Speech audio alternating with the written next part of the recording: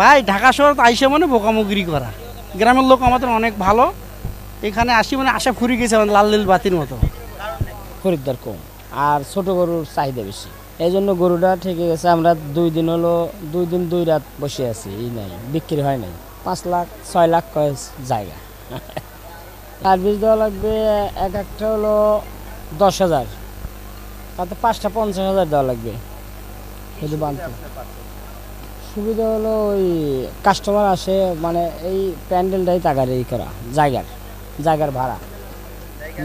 হ্যাঁ হ্যাঁ, এটা গাবতলি।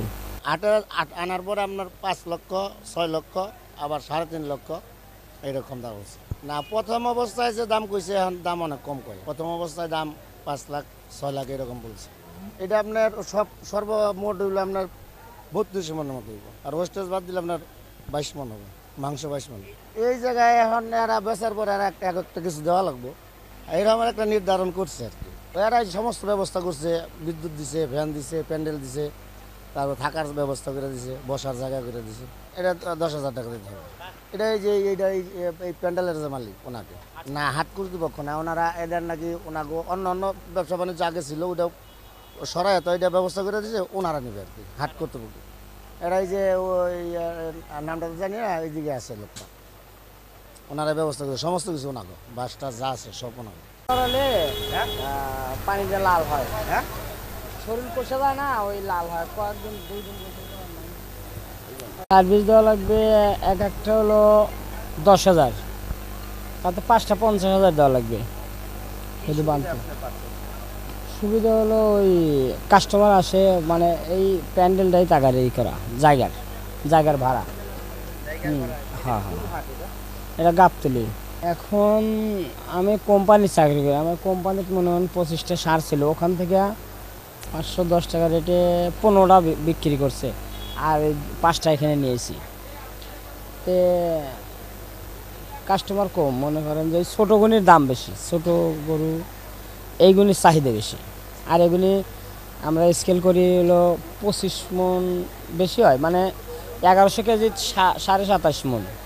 এই জন্য 6 লাখ 8 লাখ এরকম এস্টিমেট, এর খরিদ্দার কম আর ছোট গরুর চাহিদা বেশি, এই জন্য গরুটা ঠেকে গেছে। আমরা 2 দিন হলো 2 দিন 2 রাত বসে আছি, এই নাই বিক্রি হয় নাই, বুঝছেন। আর কাস্টমার আসে, দাম চাই, মনে করেন এই 5 লাখ 6 লাখ কয় জায়গা। এই হলো পরিস্থিতি। এখনও 2 দিন টাইম আছে, চেষ্টা করবো আর কি আমরা, বুঝছেন।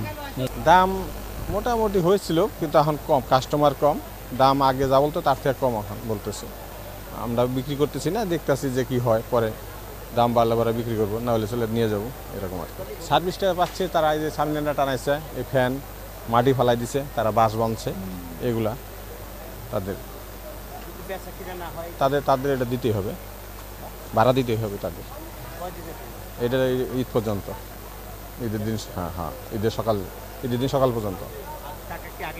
না আগে না, হালকা কিছু নিচ্ছে, এটা অল্প কিছু তারা জামানত নিচ্ছে আর কি। মনে হয় 10,000 টাকা দিচ্ছে, 10,000 দিচ্ছে, পরে আমরা দিব আর কি। বিক্রি না হলে দিতে হবে এটা। হ্যাঁ, আগে কন্ট্যাক্ট। হ্যাঁ, না এবার প্রতি বছরই এটা, কেউ জানে না তো, এটা জানে। আবার এই গরুটা বিক্রি হয়ে দিলে তারা আর একটা লোকের কাছ থেকে আবার নিয়ে এসে এখানে রাখবো, আবার তাদের কাছ থেকেও নিবে 20,000। হ্যাঁ, কিন্তু যেটা সামনে রাখবে আবার তাদের আরও বেশি নিবে, 15,000 20,000 এরকম নিবে। এটা কেউ জানে, অনেকে জানে না। হ্যাঁ, প্রথমে যে রাখবে তারটা বেশি টাকা, পিছনে রাখলে কম। এটা তো যারা ব্যাপারী তারা তো জানে, কিন্তু যারা ইজারদার তারাও জানে, সবাই জানে। এটা উদ্বোধন কর্মকর্তা থেকে শুরু করে সব সেকশনে জানে।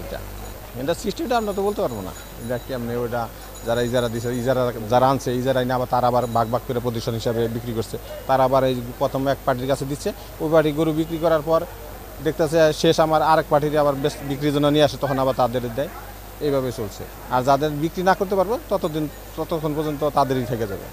যেমন আমরা বিক্রি করতে পারি না, আমাদের রয়ে গেছে, যারা বিক্রি করে ফেলাইছে এদিকে, তারা অন্য পার্টির আবার দিচ্ছে ভাড়া। হ্যাঁ, আবার ভাড়া দিচ্ছে। হ্যাঁ, যে কয় ভাড়া সে বিক্রি হলেই ভাড়া হয়ে যাবে, কিন্তু প্রথমে বেশি আর লাস্টের দিকে কম। আমি জানি না, আমার মহাজন আছে, আমি রাখতে আসি, এলে কিছু জানি না আমি। ভাই ঢাকা শহর আইসে মানে বোকামুগিরি করা। গ্রামের লোক আমাদের অনেক ভালো, এখানে আসি মানে আশা ফুরিয়ে গেছে মানে লাল নীল বাতির মতো।